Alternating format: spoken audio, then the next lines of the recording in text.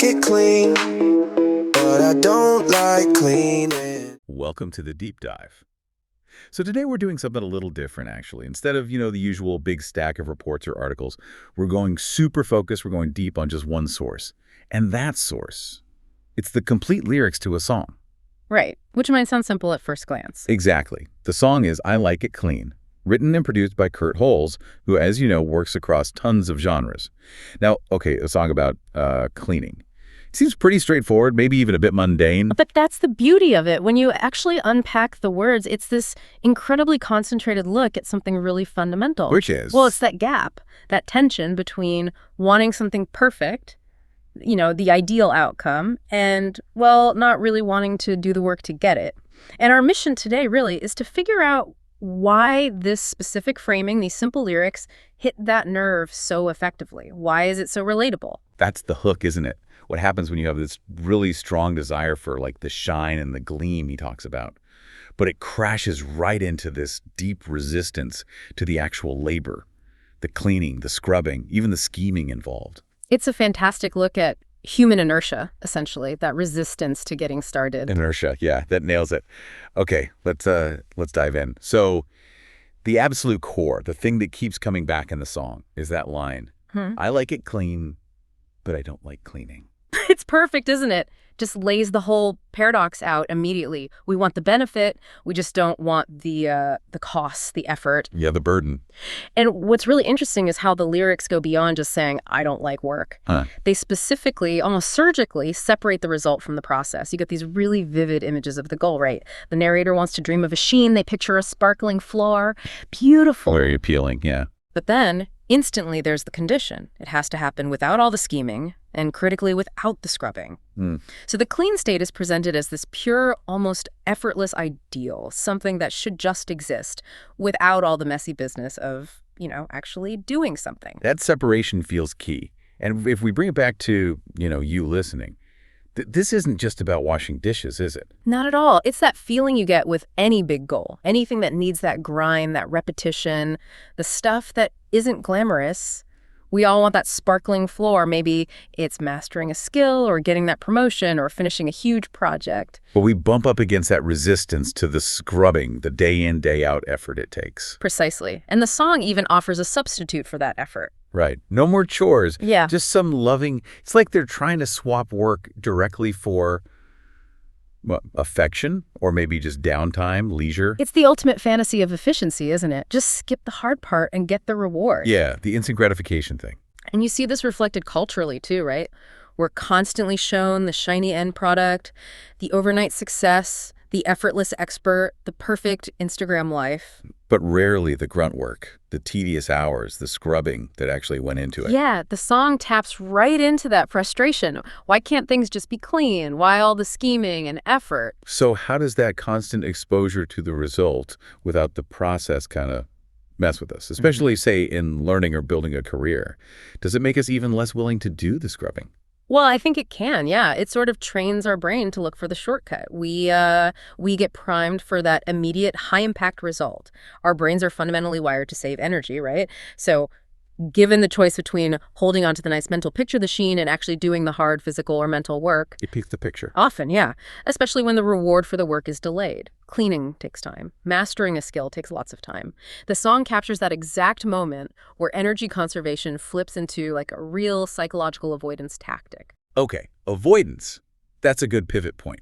Because the narrator doesn't just dislike the cleaning, they seem to actively work against doing it. It moves beyond simple reluctance into something else. Exactly. This is where it gets psychologically really interesting. The lyrics aren't just about not wanting to clean. They reveal these active strategies for avoiding the effort. Starting with that almost philosophical stance. Things should gleam with no intervening. Yeah, it's like a demand for a state of natural perfection. Things should just be right without me having to get involved. It's a bit childlike, that expectation. Okay, so they establish that baseline. Effortless results are the ideal. Then what? Then they start using mental effort to replace physical effort. This is crucial. Instead of grabbing a cloth, what do? Dust won't stay if I just keep wishing. They're literally trying to use willpower, wishful thinking, to affect the physical world. Wow. And it gets even more intense with that line. Throw it away. In my mind, it's vanishing. In my mind, it's vanishing. That's Yeah. quite something. It really is. It's the ultimate denial, isn't it? Trying to mentally delete the problem, the mess, rather than physically deal with it, believing that sheer mental force can just make reality conform. But hang on, let's talk about the scheming again. The song says the narrator dislikes the scheming. Could it be that the effort of constantly thinking up ways to avoid cleaning all those mental gymnastics is actually more tiring than just, cleaning the floor? That's a fantastic question. Is the scheming the planning of the cleaning or the planning to avoid the cleaning? Right? And there's a lot of psychological research around this cognitive load. Often the mental energy we spend procrastinating, justifying, rationalizing, not doing a task, it can actually be far greater than the energy required for the task itself. So why do we do it? Well, because the avoidance, the magical thinking, it offers an immediate little hit of relief. You push the unpleasant thought away, and for a moment, you feel better. Cleaning, on the other hand, means effort now for a reward, the clean room that comes later. Our brain often goes for the quick fix, the immediate dopamine hit of denial. Even if it costs more mentally in the long run. Exactly. So the scheming the narrator hates might very well be that constant draining background process of managing the avoidance, the excuse-making, the mental vanishing act. It's exhausting. It's a temporary fix for a permanent problem. Precisely. It maintains the internal conflict rather than resolving it. Which perfectly sets up that core emotional state described so brilliantly. Yeah. Lazy vibes still want that shine. Isn't that just the human condition in 4 words? It's so honest. It really is. There's no attempt to hide it. Lazy vibes. Okay, I acknowledge my inertia, my comfort in not moving. But so on that shine, the aspiration is still there, burning away. It's that fundamental conflict, wanting the best, the ideal, while simultaneously kind of wanting to just chill out and not do much. Okay, so we have this deadlock, high hopes, low motivation. Avoidance isn't really working long term. What's the way out, according to the song? Well, the narrator seems to realize that the perfect shine, achieved with 0 effort while maintaining those lazy vibes, it's impossible. Right. Something has to give. Exactly. So the proposed solution, repeated in the song, is compromise in this sweet time. Okay, compromise. Yeah. But let's push on that a bit. Is that really a solution, or is it just giving up? Is it accepting defeat, lowering your standards because you can't be bothered? That's the cynical read, perhaps. And if you're a hardcore perfectionist, maybe it does look like failure. Right. But I think the song frames it differently. Look at the context. In this sweet time.